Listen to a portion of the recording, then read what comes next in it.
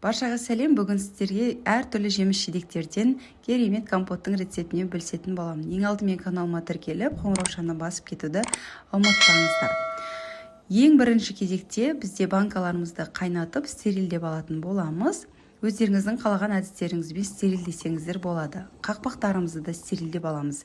Керекті жеміс-жидектерімізді жуып, тазалап, оларды стерилді банкаларымыздың ішіне салып шығамыз.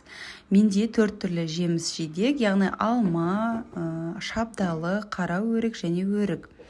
Барлығын банкаларымызға керегінше теріп салып шығатын боламыз. Келесі кезекте осы банкаларымызға құятын суымызды қайнатып алатын боламыз, бұрқылдатып.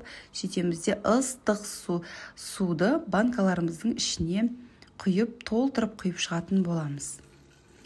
Менде жеміс-жидектерді көп салмаймын, себебі үйде балалар жеміс-жидектерін көп жемейді ішіндегі, сондықтан көбісі сулы болғаны дұрыс.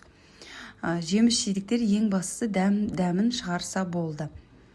Келесі кезекте барлығын құйып болғаннан кейін қақпақтарын бетіне жауып 15 минутқа қойып қоямыз. 15 минуттан кейін банкамыздағы жеміс-жидектер өздерін түстерін шығарып, осындай әдемі түске боялады. Сөйтемізде қазанымызға қайтадан банканың ішіндегі суларды құйып шығамыз. Мінекей, түстері әдемі болып шықты. Осы суларды енді қайнатамыз. Келесі кезекте әр банкамызға 200 граммнан қант салатын боламыз. Себебі бізде 2 литрлік банкі, егер сізде 3 литрлік банкі болатын болса, оған 300 грамм, 1 литрлік банкі болатын болса, 100 граммнан салатын боласыздар. Жаңағы банкаларымыздан шыққан суды жақсылап қайнатып, оны әрбір банкамызға құйып шығып, және бетінің қақпағын жауып жаба берсек болады. Достар, егер де менің каналымда басқа да рецептерді көргілеріңіз келсе, банка жаудың неше түрлі әдістерін білгіңіз келсе, менің каналыма тіркеліп, лайк басып, қоңыраушаны басып кетуді ұмытпаңыздар.